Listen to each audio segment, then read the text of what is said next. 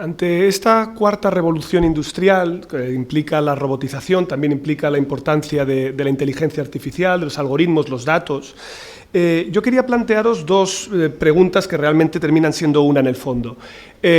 Primero es, ¿cómo podemos compensar a aquellas personas que se quedan atrás? Es decir, hay negocios, hay empleos que se destruyen y otros nuevos que se crean. Es decir, tenemos políticas para reciclar y ayudar, por lo tanto, a que ese empleo se traduzca después en nuevos sectores, y aquí podríamos hablar desde la descarbonización hasta otros tantos. Y segundo, también la sostenibilidad, es decir, la dimensión también de los recursos, la dimensión de la eficiencia y hasta qué punto estamos preparados para conseguir hacerlo, ¿no? Porque es evidente que esto sí va a depender mucho del sector público y de regulación, y de hasta qué punto los gobiernos sean capaces de colaborar también con la industria y el sector privado para conseguirlo de manera más eficiente. No sé cuál es vuestra posición. Bueno, yo, fíjate, lo había anotado aquí, menos mal que me lo has preguntado, porque estando donde estamos, claro, estamos delante del talento. Sí. Y decimos que tenemos talento, pero vosotros sois, digamos, el talento que estamos formando para, bueno, prepararnos, ¿no?, a un futuro que ya está y que está cambiando, ¿no? Una de las cosas, quizá, y de mi experiencia en la universidad, es que la universidad a veces está un poco alejada de lo que la empresa nos está pidiendo. Ahora que puedo, ¿no?, tener ese contacto directo con la empresa y que me dice constantemente que nos falta, ¿no?, nos falta talento. Ayer mismo salió un estudio que en Europa hay 900.000 vacantes, es decir, puestos de trabajo que están sin cubrir porque no tenemos a las personas formadas. Por lo tanto, hay una responsabilidad de las administraciones, primero, de reducir esa brecha, es decir, que hay una, digamos, rapidez en la implementación de la tecnología que no pasa solo por la robotización y por la sustitución de persona y robot, sino porque la persona se adapte al robot y no al revés. Hoy hablaban de que lo bueno que tienen los robots es que todavía no piensan. Bueno, algunos ya piensan, y de hecho en la inteligencia artificial, si algo nos asusta, es porque cada vez empiezan a pensar y por lo tanto parece que las personas no somos necesarias. Yo tengo una experiencia de visitar muchas fábricas y mi sorpresa siempre es que van a más, es decir, que la robotización ha sido una oportunidad para mejorar el proceso productivo y para contratar a más gente. ¿Qué es lo que nos faltan? Las capacidades.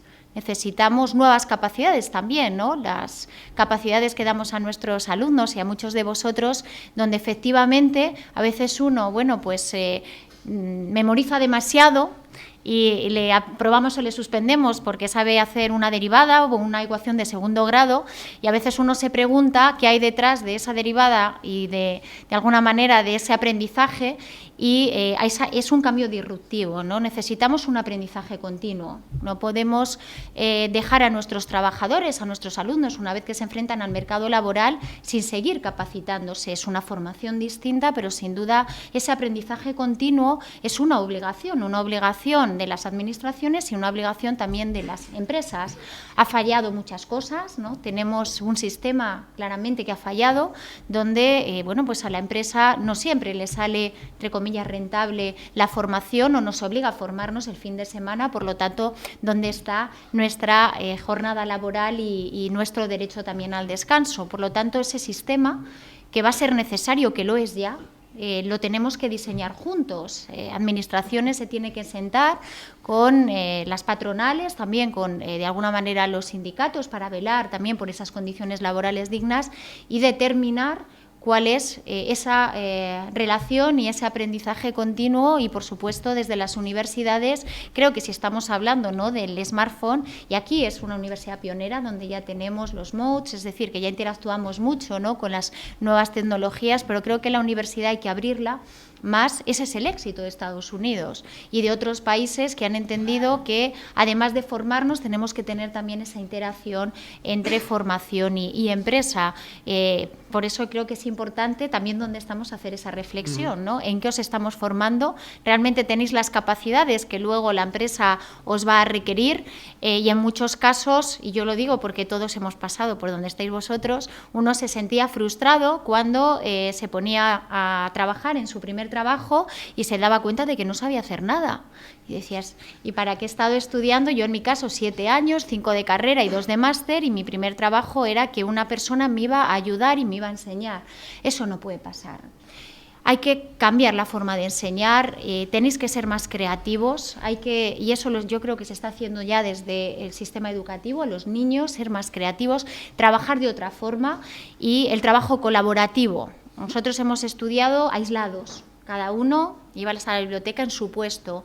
Eso está cambiando porque cada vez las empresas trabajan de forma colaborativa. Vosotros vais a Inditex y os encontráis con equipos de trabajo de 20 personas que interactúan en un espacio en el que las ideas efectivamente fluyen y eso se convierte en proyectos y esos proyectos se convierten al final en unos zapatos o en un nuevo patrón. Por lo tanto, la forma de enseñar, mirar muy bien al mercado, que nos alineemos y luego la formación continua, que insisto, es clave. No vais a dejar de estudiar, lamento deciros esto, pero es así, necesitamos reciclarnos, necesitamos habilidades para responder a los desafíos que sin duda están y vendrán y por lo tanto eso es muy bueno porque nos permite siempre mantenernos activos y con una sociedad además inquieta que además, ¿no?, de aportar en su trabajo, bueno, pues tiene también una labor social importante en la que todos estamos involucrados. Por lo tanto, creo que tenemos que incorporar, ¿no?, y cambiar las formas de hacer que hemos tenido hasta ahora y sin duda la educación, ese ascensor social tiene que ser la gran política que esté protegida y que no, de alguna manera, como nos decían hoy, ¿no?, que no se recorte allí donde luego es reversible. Por lo tanto, tenemos que apostar por la educación. Sois nuestro talento y sin talento, como bien decía, no hay ideas y luego no hay proyecto de país ni proyecto de empresa. Por lo tanto, estando donde estamos, creo que hay que hacer también una reivindicación de lo bueno que tenemos, pero no ser complacientes y, sin duda, mirar, ¿no?, con esa mirada los cambios, incorporarla muy rápidamente y los profesores somos los primeros que tenemos efectivamente una obligación de saber, ¿no?, trasladar a los alumnos otra forma y otras maneras de enseñar y otros contenidos y no, bueno, pues pasar materiales y que cada año os enseñemos exactamente lo mismo porque cada año la economía cambia, el mundo cambia, las reglas en muchos casos son similares, pero sin duda creo que tenemos que ser creativos a la hora de enseñar y a la hora de que vosotros seáis agentes del cambio y para eso tenéis que enfrentaros a desafíos ya en la universidad. Señor ministro.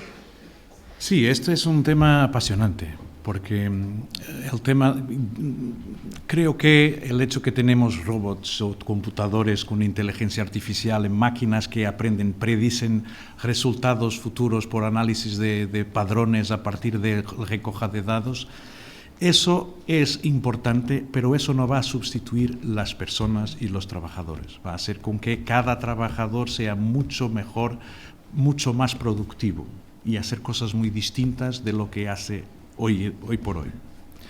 Y eso nos coloca dos problemas. Es que para trabajar así es necesario tener competencias y calificaciones que son distintas de aquellas que eran necesarias hace solamente 10 años. Dos problemas hay. El primer es las generaciones mayores. Vosotros tenéis una formación de base muy buena. Van a conseguir con mayor o menor dificultad aprender, cambiar lo que hacen y lo que van a hacer a lo largo de vuestras vidas. Pero los que tienen 40, 50, no han tenido las mismas oportunidades de educación que vuestras generaciones o las inmediatamente anteriores han tenido. Y para ellos se torna mucho más difícil hacer la adaptación a estos nuevos tiempos.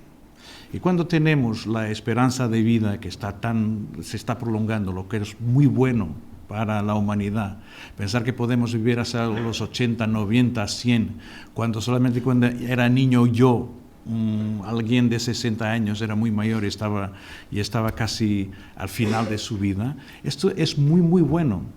Pero la gente que tiene 40, 50 años tiene que seguir siendo un ciudadano que contribuye a la sociedad, que se siente útil y para eso necesita de tener las competencias para funcionar, las calificaciones para funcionar en este nuevo mundo. Hay que trabajar muchísimo para que todas las generaciones mayores puedan también hacer esta transición y ayudarnos a tener un mundo mejor. Para vosotros será más fácil, pero la verdad es que como Reyes, hablando con las empresas, recibe mensajes, también yo las recibo. Y los mensajes son: no tenemos gente suficiente con las calificaciones que necesitamos para los proyectos de inversión que estamos haciendo. Por favor, ayúdenos a producir la gente con las cualificaciones que necesitamos. Y quiero decir que las universidades son muy responsables por esta situación, porque a mi ver, las universidades trabajan a partir de lo que conviene a los profesores. Lo que los profesores saben enseñar es lo que quieren seguir enseñando, pero no es aquello, y quieren seguir enseñando de la manera que saben enseñar. Y la verdad, educación no es enseñar, educación es hacer que los otros aprendan. Y entonces ahí hay que trabajar muchísimo. No es solamente un problema en Portugal, creo que será también en España y en muchos otros países, que es tener una educación, sobre todo una educación superior, que sea enfocada en las necesidades de las personas y en las necesidades de las empresas. Son los métodos, la manera de trabajar y de aprender, y saber que la universidad no va a trabajar para dar una educación de 7 años o de 5 años o de 3 años a quienes tienen 20, pero que tiene que se preparar para dar quizás formaciones más cortas de 6 meses, 1 año, 2 años, a lo largo de la vida, para gente que puede tener no solamente 20, pero 50, 60, y que necesitará de aprender cosas nuevas a lo largo de su vida. Es un mundo muy interesante. Es un mundo porque vosotros, yo trabajé 30 años como abogado. Vosotros a lo largo de vuestra vida van a hacer 10, 15 cosas distintas. Van a estar necesitando de aprender cosas distintas siempre. Y eso es, os puedo prometer, mucho mejor que hacer siempre la misma cosa, año hasta año, décadas hasta décadas. Entonces, creo que el reto al sistema educativo es muy fuerte y espero que las universidades en España y en Portugal puedan estar a la altura de lo que estos nuevos tiempos demandan. Wow, este es un temazo que casi daría para otra charla aparte. Pero aprovechando que habéis metido la variable de educación y por lo tanto de innovación y desarrollo, investigación, diseño, que ya se estaba empezando a hablar también brevemente, me gustaría meter otra vez un momento la variable geopolítica en esta ecuación. ¿Por qué? Porque, como hemos tenido ocasión de hablar antes, Asia no ha parado, China empieza a ser también competitiva en este tipo de inversiones. Entonces me gustaría saber también en qué medida o cuál tiene que ser nuestra relación también con Asia, cuál tiene que ser nuestra relación con China en este sentido, si podemos jugar con las mismas reglas o no, porque también hemos hablado de estándares de cumplimientos de derechos humanos y de sostenibilidad climática, cosa que otros países que están en vías de desarrollo o de crecimiento pues presentan más resistencias, ¿no? Y saber un poco cómo podemos ordenar este mundo multilateral en el que los europeos nos pensamos que cuando hablamos de multilateralismo es que hablan de nosotros, pero multilateralismo implica a todo el mundo. Y saber un poco cómo podemos tratar de ordenar esto, ¿no? Y conectándolo también con nuestra relación con el sudeste asiático, no solo con China, sino también con otros países en crecimiento. Sí, como bien decías, es una relación compleja, una relación porque a pesar de estar en este mundo global no jugamos con las mismas reglas, ¿no?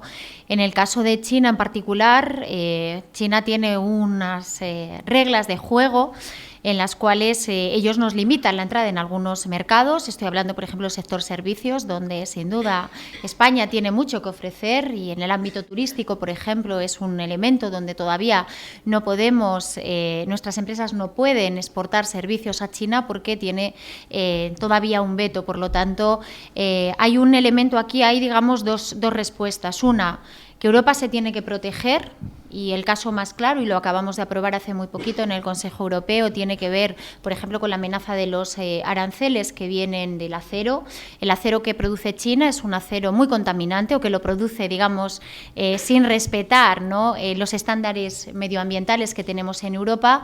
Eso hace que llegue a un precio muy bajo y que, de alguna manera, saque del mercado, y que nuestro acero producido en Europa, con estándares de calidad, respetando los derechos laborales, no se pueda vender. Por lo tanto, con esa doble mirada, es decir, nos tenemos que proteger. La política industrial en Europa, en este nuevo mandato, se tiene que elevar a un rango mayor al que estaba. Necesitamos una industria europea fuerte, y eso pasa también por establecer unas reglas que haga que ante desafíos, ¿no?, como los que se estaba comentando, podamos protegernos. Pero por otro lado, no podemos evitar que de China también, en la relación con China, podemos tener beneficios. Eso pasa por reforzar nuestro comercio internacional con ellos y buscar un equilibrio entre lo que ellos nos imponen y lo que nosotros estamos también dispuestos a exigir. Y eso es lo que se está negociando ahora. De hecho, la guerra comercial entre Estados Unidos y China ha hecho que China mire a Europa. En un caso muy particular, por ejemplo, con el porcino, donde, como sabéis, en China hay peste porcina y, por lo tanto, no tienen abastecimiento de su población de este producto. Estados Unidos les ha puesto unos aranceles muy altos y lo que están es viniendo a Europa a comprar producto porcino. Eso ha hecho que también nuestras exportaciones a China hayan aumentado, y eso es bueno para España y es bueno también para nuestro sector agroalimentario. Por lo tanto, digamos que hay como dos partidos que jugar, o en un mismo partido definir algunas reglas, ¿no? Cómo les exigimos a otros reglas que nosotros ya nos hemos dado y que además estamos dispuestos a exportarlas. Hablábamos de los valores, sobre todo en el ámbito medioambiental, en el ámbito laboral. Creo que Europa tiene que ser un espejo donde mirarse. Nosotros crecemos, pero crecemos respetando los derechos laborales, respetando el medio ambiente, o intentando respetarlo, estableciendo unos estándares medioambientales importantes, tratando de redistribuir la riqueza y ser un modelo, ¿no?, que desde la socialdemocracia también vamos a trabajar en esta nueva comisión para que se refuerce también el papel que tiene la socialdemocracia dentro del proyecto europeo. Pero nos encontramos efectivamente con otros que juegan con otras reglas, y por lo tanto, en lugar de romper la baraja, que yo hablaba el otro día, ¿no?, que Trump había roto la baraja, en lugar de romperla, lo que creo es que tenemos que jugar las cartas y convencer a nuestros socios de que es mejor jugar el partido y establecer unas reglas donde nos podamos todos beneficiar, que cada uno, como bien decía el ministro, bueno, pues juegue en su área de confort, sin respetar estándares, sin encontrar en el resto a un aliado, sino a un enemigo, porque sin duda pues eso nos llevará a volver, ¿no?, a un pasado que ya hemos superado, un pasado de proteccionismo, un pasado donde el aislamiento era el que definía el mercado, y bueno, lo ha dicho el ministro, y también en el caso de España, ¿no? España, si algo aprendió de la crisis, es que la internacionalización ha sido una palanca. Hoy, si escucháis a la ministra Calviño, dirá que tenemos unas bases económicas más sólidas, y uno dice, ¿qué es esto de que estamos tenemos unas bases sólidas, tenemos un modelo de crecimiento más equilibrado, somos menos vulnerables a las crisis, tenemos un sector exportador muy fuerte, estamos aumentando en exportaciones, además muy diversificadas, y por lo tanto por ahí puede venir la amenaza. Por eso estamos preocupados con el panel que hemos perdido en Airbus, y luego estaremos en un encuentro, ¿no?, celebrando el 50 aniversario de Airbus, un proyecto europeo que ha estado a la vanguardia y que ahora supone bueno, pues una amenaza en esta guerra con Estados Unidos entre Airbus y Boeing, que se va a trasladar, bueno, pues a productos agroalimentarios que nadie entiende. Por lo tanto, creo que tenemos ejemplos, que tenemos una economía, insisto, donde la internacionalización ha sido una palanca para crecer, lo va a seguir siendo, y que tenemos unas bases internas mejores, con un incremento también de los salarios que ha mejorado también la renta familiar. Eso favorece el consumo. también tenemos que hacer, lo decía, ¿no?, recuperar esa inversión, esa innovación, y eso hace que hoy estemos más preparados a este contexto de desaceleración, bueno, que se ve en el horizonte. Sin duda las amenazas las tenemos. El Brexit, de alguna manera, nos quita una incertidumbre de esa ecuación, pero vienen otras que tendremos que gestionar y que tenemos que estar preparados efectivamente para proteger, lo decía también, nuestro estado de bienestar. Si algo hemos aprendido de las crisis es que es muy fácil recortar en aquello que luego va a ser muy difícil revertir. Por lo tanto, protejamos ese estado de bienestar, toquemos aquellas palancas para que efectivamente esa desaceleración afecte o no afecte a nuestro estado de bienestar y salgamos reforzados, como con la última crisis, que efectivamente lo contaba el ministro, como bueno, pues Lehman Brothers, de ser algo, digamos, acotado y que parece que estaba controlado, pues se convirtió en un tsunami de unas dimensiones, bueno, que España en particular ha sufrido, que hemos superado, y por lo tanto aprendamos de las crisis. Hemos definido un modelo, yo creo que más resiliente, y que por lo tanto sobre la base de ese modelo y de esa unidad, ¿no?, con la Unión Europea, estoy convencida que podemos salir a jugar el partido. No sé si ganarlo, pero tenemos un buen equipo como para hacerlo bien. Señor ministro. Nada más, totalmente de acuerdo. Estupendo. Tenemos que Asia está creciendo. Son mercados importantes para nuestros productos, para las cosas que hacemos nosotros y que al mundo le gusta. Las cosas buenas de Europa, sea el jamón, sea el aceite de oliva, sea corbatas italianas, sean automóviles alemanes, la gente le gusta al mundo, en el mundo. Entonces tenemos que tener acceso a esos mercados, porque es gente que está saliendo de la miseria, entrando en niveles de bienestar parecidos con los que tenemos aquí en Europa, y que queremos que puedan también beneficiar de un estado de bienestar que tenemos nosotros. Al mismo tiempo, cuando miramos a un gigante como China, sabemos que en algunos temas son socios nuestros. Por ejemplo, la preocupación con la paz y la estabilidad del orden internacional. Podemos cooperar con ellos. Por ejemplo, en el control y la descarbonización, podemos trabajar con ellos. En otras cosas son competidores, están intentando hacer coches mejores de lo que hacemos aquí en Europa, son competidores. Tenemos que ahí, pues, trabajar por innovación, por mejores productos, mejor precio. Eso tenemos que hacerlo competiendo con ellos, y cuando competimos, como decía la ministra, imponer reglas. Nosotros tenemos cosas que son, las relaciones de trabajo son ordenadas, las emisiones medioambientales son controladas, el reaprovechamiento de residuos es impuesto. Eso supone que es costos que se repercute en el valor final de los productos. Pues si tenemos relaciones con un competidor, hay que decir, si quiere vender aquí, pues que respete las mismas reglas. Son las cosas que creo que tenemos que ser más afirmativos, sabiendo que son competidores, pero también pueden ser parceros, socios, y es eso que tenemos que ser más asertivos. Solamente. Bueno, si les parece a los ministros, voy a empezar con las preguntas. ¿Cómo nos puede afectar esto a nosotros?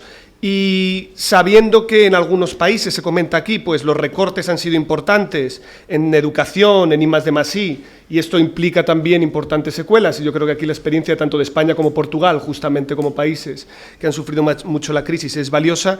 Pues ¿qué implicaciones puede tener para nosotros? Si, en general, ¿no?, la incertidumbre a futuro, y si efectivamente entramos en una fase de ahora desaceleración, ya veremos lo que viene, ¿no?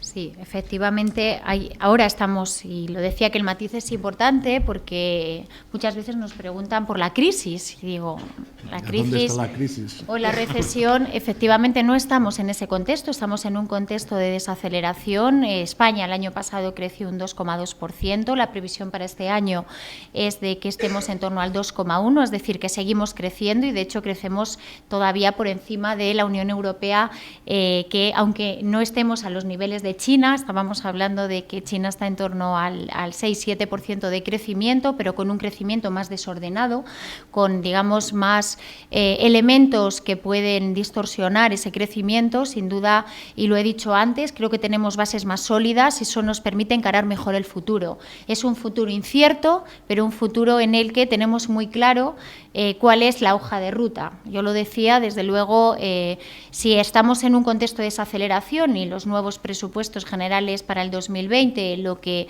se convierten es un elemento para hacer recortes, digamos, para ir a lo más fácil, ¿no? De alguna manera reducir, por ejemplo, el salario y que sean los trabajadores al final o los ciudadanos los que paguen, ¿no? La crisis. Yo creo que, insisto, no estamos en ese contexto, estamos en un contexto de desaceleración en el cual lo que tenemos es, por un lado, que preservar, y lo he dicho antes, el estado de bienestar, y me diréis, ¿y eso cómo lo vamos a pagar? Nosotros ya propusimos en los presupuestos del 2019 que había que revisar la fiscalidad, y hablamos de una fiscalidad justa. Un elemento en el que hemos hablado antes en la conversación que tiene que ver con la digitalización son los datos. Ahora mismo los datos son una herramienta de poder para muchas compañías por las cuales no están pagando ni un euro. No hay fiscalidad asociada a los datos y os sonará la tasa Google o una tasa asociada a los servicios digitales y, por lo tanto, esa va a ser una batalla que ya España empezó a definir en el marco de la Comisión Europea y una batalla en la que ya hoy, la semana pasada, la OCDE se ha sumado y, efectivamente, lo que tenemos es, bueno, aliados en cuanto a cuál es la fiscalidad del futuro. Desde luego, cuando uno analiza los impuestos, parece que siempre graban lo mismo, ¿no? Lo físico. ¿Dónde está lo digital? Pues lo digital ahora mismo está al margen de la fiscalidad porque ha ido o ha encontrado la generación de valor en algo en el que todavía la fiscalidad no ha sido capaz de capturar. Por lo tanto, tenemos capacidad para incrementar nuestros recursos y eso es muy importante porque si no tenemos capacidad de ingresar más dinero, sin duda en la balanza de ingresos y gastos, pues eso nos lleva directamente a los recortes. Por lo tanto, como nosotros queremos preservar el estado de bienestar y ahí hablaba de la educación, pero sin duda tenemos pensiones tan importantes, ¿no? Donde los pensionistas ayer en esas marchas, bueno, pues están pidiendo ese blindaje a la Constitución para proteger algo que forma parte de nuestro bienestar y que algún día cuando seamos mayores lo vamos a exigir. Hablamos de sanidad, hablamos de dependencia, es decir, que yo creo que hemos creado efectivamente un estado de bienestar que hay que preservar. Cuando unos dicen de vamos a bajar impuestos, claro, uno siempre piensa ¿y dónde va a recortar? Yo que he sido portavoz de presupuestos sí que os aseguro que me conozco muy bien el presupuesto. Para hacer el encaje de bolillos es muy difícil cuando uno no aumenta la capacidad recaudatoria y está en un contexto de desaceleración donde va a ingresar menos y ya estamos viendo, por ejemplo, el impuesto de actos jurídicos documentados que va ligado a la vivienda, donde la vivienda está ahora mismo en un proceso también de desaceleración, como si no hay capacidad, insisto, de ingresar. Por lo tanto, creo que es un debate importante. Tenemos que ver las recetas y no todas las recetas nos llevan exactamente a las mismas soluciones. Por lo tanto, fiscalidad justa sí y preservar el estado de bienestar que tanto nos ha costado construir. Entre todos somos una sociedad la que hemos querido ese modelo, Estado social y democrático, y por lo tanto creo que sobre la base de eso será sobre el que tenemos que construir y no destruir. ¿El ministro? Me estaba acordando que cuando era joven había una banda de rock que se llamaba Supertramp y que ha tenido un álbum que se llamaba Crisis, What Crisis? Y es un poco lo que me parece que hay que comentar también ahora, porque la gente siempre dice la crisis, la recesión, y nos demandamos, ¿a dónde está la recesión? Ayer o el día antes, el Fondo Monetario Internacional ha hecho salir sus proyecciones más recientes para el año próximo y 2021. Y lo que ve para la zona euro es que el crecimiento económico va a ser más grande que en este año mismo. O sea, no prevé una recesión, prevé un crecimiento para el año próximo más grande de lo que tenemos este año. Portugal y España siguen creciendo por encima de la Unión Europea. Y también dicen las proyecciones, bueno, creemos que en estos momentos el crecimiento para el año próximo no será tan fuerte como suponíamos hace un año. ¿Y por qué? Porque hay algunas incertidumbres, algunos riesgos sobre la economía mundial. La guerra comercial entre China y Estados Unidos, el Brexit, la situación de la industria alemana y las exportaciones alemanas. Y como dice el presidente del Eurogrupo, que es el ministro de Finanzas portugués, mi colega de gobierno, dice, todos estos riesgos son temas eminentemente políticos que pueden los países cambiarlos. Si hacemos un acuerdo sobre el Brexit, ya no está el riesgo. Si Trump y Xi Jinping hacen un acuerdo al final del año, pequeño que sea, que dé alguna estabilidad para los años próximos, ya no está ese riesgo. Si eso sucede, pues quizás las inversiones en Alemania, en Italia, en Estados Unidos, en España, pues los inversores, los empresarios se sienten más confortables para hacer decisiones de inversión porque creen que van a poder vender más en los años próximos. Si hay un problema, pues Alemania tiene manera de hacer un programa de gastos para recuperar la demanda. Si miramos a lo que está pasando en Europa, si lo miramos a lo que está pasando en Estados Unidos, nunca el empleo estuvo tan fuerte. Están subiendo los salarios en Portugal. Creo que lo mismo pasa en España. La gente se retrae solamente por estos temas de riesgos. Y entonces creo que lo que miramos, lo que dicen todas las instituciones internacionales, es que el año próximo va a seguir habiendo crecimiento. Ninguno proyecta una recesión en 2020. Todos creen que el crecimiento será más fuerte que en este año. Sí, hay riesgos. Esos riesgos dependen de algunas personas que no son quizás muy listas, tomaran decisiones que pudieran evitarlos. Pero creo que hay que seguir haciendo las mismas cosas. Las mismas cosas es invertir en la educación, invertir en la innovación, invertir en la mejora de la condición de vida de las personas. Porque últimamente el crecimiento económico depende del bienestar de las personas. Depende de que las personas, la mayoría de las personas del mundo, la mayoría de las personas de Europa, viven de su trabajo. Y quieren cosas básicas y elementarias. Un salario bueno para poder tener una vida digna, saber que si se quedan enfermos, pues van a tener asistencia sanitaria, que cuando sean más mayores o cuando van al paro no van a caer en la miseria. Esas son cosas sencillas que tenemos que seguir asegurando a las personas.